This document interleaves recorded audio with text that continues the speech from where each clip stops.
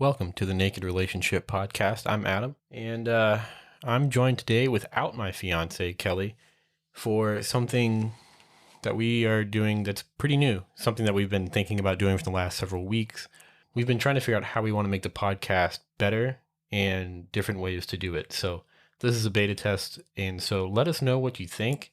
Let us know in reviews, comments, better yet, reach out to us on social media. Let us know what you think. Kelly will also be doing her own individual episode just like this in the near future, so stay on the lookout for that. So you can find our social media at TNR Podcast. That's Facebook, Twitter, and Instagram. Working on an OnlyFans potentially, as well as a Patreon, so that could be exciting. Still trying to figure out what all we want to add to that, what all we want to do for that. So be on the lookout for that. We've got more content coming.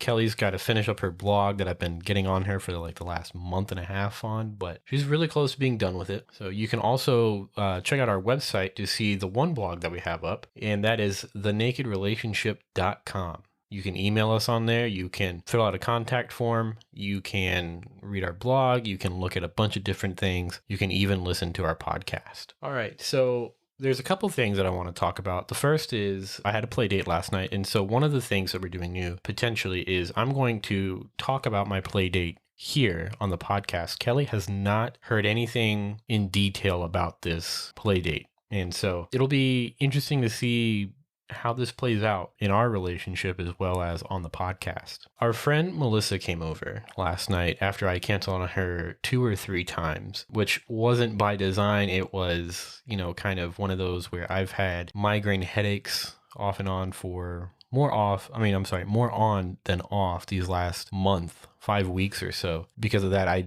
wasn't really able to perform all that well. One of those where it almost seemed like no matter what I did, it was just going to cause a migraine and allow me to just suffer in pain during something that's supposed to be very pleasurable. So, Melissa, if you're listening, still apologize sincerely. I felt really shitty, but at the same time, I felt shitty emotionally for doing that to you, and I felt shitty physically. So anyway, Kelly and I were on the couch and we were talking about how we wanted to play again with other people because it had been several weeks, and one of the reasons we hadn't been playing was not because our wedding is coming up in a couple of weeks, but more so because I lost my job at the beginning of the month. And that's not something I want to dwell on. That's not something I'm going to talk about here. But I will say that caused us to not want to play because it's kind of like, well, we can't afford to go out and do fun things. I mean, we can, but we're living off of savings. We didn't feel like we could support that type of lifestyle. So because normally when Melissa or Dakota or some other friends come over, we do more than just fuck. We hang out, maybe go get some food at a restaurant when this was pre-COVID, obviously. Just have a good time. And that was something that we didn't feel like we could really do. It was also kind of something that it's still an extracurricular. However, it's one of those where we can cut back if necessary, especially in the case of me losing my job, us losing a little less than half of our monthly income. So that's why we weren't playing with other people for the last 3 weeks. And so Kelly told me that she'd be okay if I started to play around, and we had a similar conversation for her. Melissa came over the next night, which was last night. And so she came over, and I could kind of tell that I was feeling kind of bad about what had happened previously with my canceling on her several times. And then also I could feel a migraine coming on, which was not fun. But at the same time, I was not about to cancel on her again. Probably 20 minutes into our hanging out, I kind of make the first move. I'm very awkward at these. I don't really know what to do. You have to keep in mind, I have no fucking game, zero. I'm talking Cleveland Browns for the last decade and a half, kind of no game. So I took her hand and I put it on my cock, and I was already naked because when it comes to being around my house, and they know this and they're cool with it, I'm pretty naked as much as I can be. And I know that they're comfortable with it. That's why I felt comfortable with me doing this. So I put her hand on my cock, and then we just kind of started doing the do. I don't remember if we started making out or if it was hand job city specifically, but it was a lot of fun. It turned into dry humping on the couch, which dry humping that wonderful lady is just, it's difficult because it feels so goddamn good. But I also wasn't wearing a condom at the time, so I couldn't just insert my penis into her wonderfully wet vagina, which would have been ideal in the right circumstances, of course, but at the same time, it's still against our rules. And so we've talked about going condomless with this wonderful couple. However, we're not at that point yet. We're still waiting on a number of things, such as me to get tested for STDs, just as a precaution. So anyway, we were dry humping, and it was amazing. And it's getting to the point where if I don't fuck right now, I don't know what's going to happen, but I'm about to lose it because it felt so good. And so eventually I was like, hey, look, we need to go to the playroom. So we went to the playroom and kind of started again. And I feel bad because we had sex, and after grinding some more, I felt bad during sex because my migraine was like kind of really just hitting me really hard. At the same time, she's riding me really hard. So on one hand, I have this wonderful pleasure, and then on the other hand, I have this like my head fucking hurt. So it was a bit of an experience. And so essentially, I kind of starfished the entire time, and I felt so bad for that. Although I did contribute a little bit on the bottom as much as I could, and at certain points, such as humping from the bottom, like me taking control and just trying to pound her pussy. But that's so hard to do when your head is just throbbing. And so she also actually had a headache, and so I don't know how she did it, but I don't know. She definitely wins that competition of strength. I don't know. It was a lot of fun. I mean, anytime we have sex, it's a lot of fun. And so after sex, like my head was hurting so bad. Like we just laid there for like 20 minutes. I was shielding my head from the light as much as I could. We were sharing memes because like I didn't know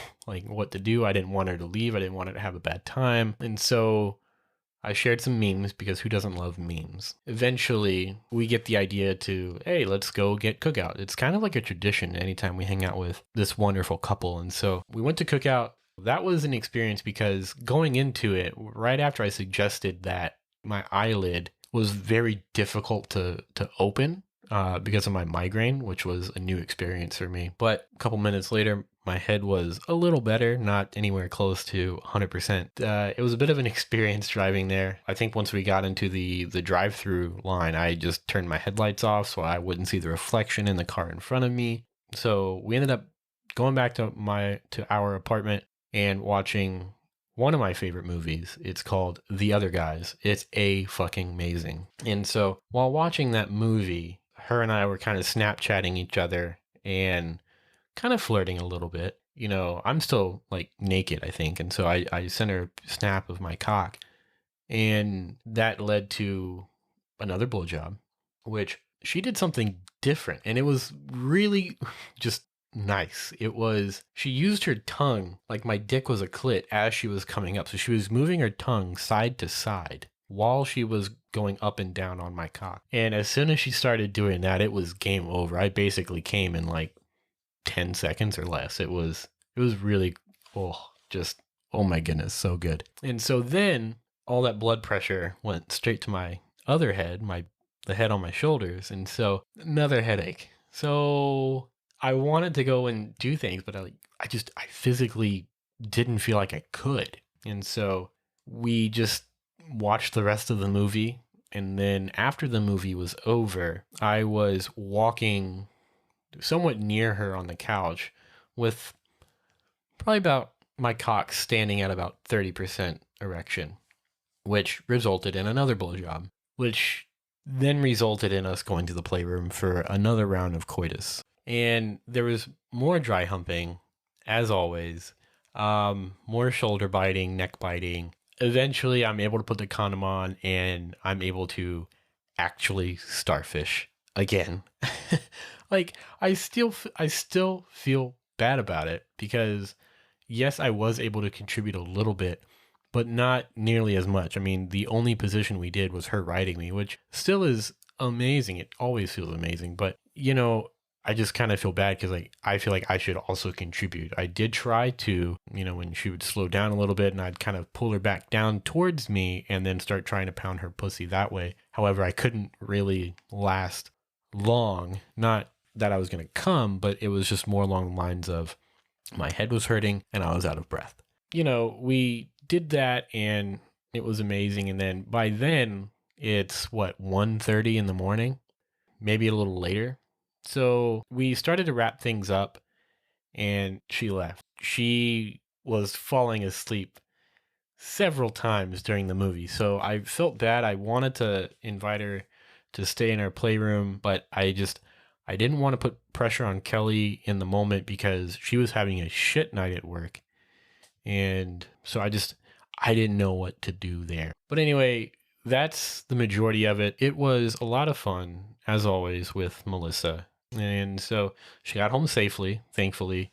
So yeah, so that's that story. Kelly has yet to hear all of those details for the most part. I mean, she knows Melissa and I fucked, dry humped, but she doesn't know the extent. She doesn't know the majority of everything, all of the little dirty details, if you will. So now I want to segue into a new segment for me, at least, that I kind of want to address. And so it's really just things that I see that are good for you, but perceived as bad by society. One of those things, just to kind of start it off, is mental health. A lot of people think that if you see a therapist, there's something wrong with you. Although, to be fair, more than likely, there's something wrong with all of us. But going to therapy isn't a bad thing. You could almost look at it like preventative maintenance, like getting your oil changed. Yes, therapy is frowned upon. However, it's so fucking beneficial to go. Kelly and I, as you probably already know, longtime listeners, because our show is ancient, you should know that Kelly and I have been seeing the same therapist for both individual as well as couples therapy. I fucking love that lady, our therapist. She's a fucking amazing. So not only has our communication improved from going to therapy, but our relationship has gotten so much stronger. The other thing is, when Kelly and I are having a disagreement or unable to see eye to eye on things, our therapist kind of plays like a mediation role where she's able to help each other understand what the other person is feeling, why they're feeling this way, and then also just overall help us come to some sort of compromise or something along those lines to help us move forward in a positive direction. She's also our couples therapist, but she's really close to also being a sex therapist, which we did not know when we started seeing her. So we tell her about our swinging, and it was because of that lady, that wonderful lady, that I was able to broach the topic of, Kelly, I think I could watch you blow someone and be turned on by it. And so here we are, swinging away. And it's because of our therapist. However, that's not the sole reason to go to therapy. The sole reason to go to therapy is to better yourself. It's very much self-help, and there's nothing bad about it. I don't understand why there's a negative stigma attached to going to see a therapist. I mean, it's helped me address a lot of issues in my life. I've got daddy issues, not like I call Kelly daddy or anything like that. It's just, I call it daddy issues, but really it's just the relationship I have with my dad isn't really where it needs to be for many different reasons. But, she's helping with that. She's helping me with a lot of other things, such as one of my mentors growing up. He played a father figure in my life type role. And it's just very sad because we're growing apart, him and I. He sees the world really different than what I do. He is where I get my horrendously bad but yet amazing humor from, if you will. And it's difficult. He's homophobic, which is interesting because I'm bisexual. And he's also a bit of a racist, very racist. And I'm not. I'm far from it. And it's very upsetting when, he says those types of remarks because for obvious reasons, I'll just leave it at that. But, she's helping me deal with those two things and some other things. For example, sometimes Kelly and I are in a stressful situation, like being unemployed, and she's helping with that. I honestly can't recommend therapy enough. I really cannot recommend it enough. I'll be a mental health advocate until I fucking am 6 feet under, although I want to be cremated. So I don't know about the 6 feet under, but I guess I should say I'll be a mental health advocate until I'm in ashes. So yeah, so that is my take on mental health. And there's a couple other things that I want to potentially get into, things that I see as good for you, but is still perceived as bad by society. I've got a little list here, and I might dive into a few. The rest of the list is really just, the male half of a couple vetting before introducing them into the lives of the female partner. Additionally, there is prostate stimulation. That's also good. I mean, fuck. Men have a G-spot in their prostate. Well, in their anus region, if you will. So, I mean, it's good for you. Why wouldn't you want to have an orgasm? I just don't get it. I don't understand why there's such a negative stigma about, male ass play. Like, for fuck's sake, there's so many people that have, you better not put a finger anywhere near my butt or anything. Like, it's so far from being on side. It's always so just like, don't you ever fucking do it. That's gay or whatever. It just, I don't understand it. There's things that are good for you that a lot of people will never experience. And for the majority of men, I would say that would be having your ass, I don't know, worshipped or penetrated in a positive way. I'm not saying go out and just sit on a cucumber, but what I am saying is that it is good for you, and maybe try not to be so standoffish about it. It's very, if done right, it's very nice. And yeah, so let me know what you guys think. I'm sure there's a lot more things that I haven't hit on that are good for you, but perceived as bad by society. So again, let me know what you guys think. I would fucking love feedback. Speaking of feedback, you can also leave us a review on iTunes and some of your other podcast platforms that you listen to us on. With that being said, I think I'm going to leave it there. And don't forget, guys, we've got our social media at TNR Podcast. That's Facebook, Twitter, and Instagram. Our website is thenakedrelationship.com. And send us an email there. And what am I forgetting? Oh, yes. Big news coming. First episode in June. We are fucking pumped about it. Pumped. So big news soon. Can't wait to share it with you guys. And it's big. Pretty big. Ginormous.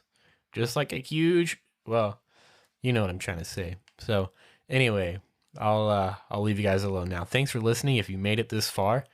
And again, please give us your feedback. Hope you guys have a great week.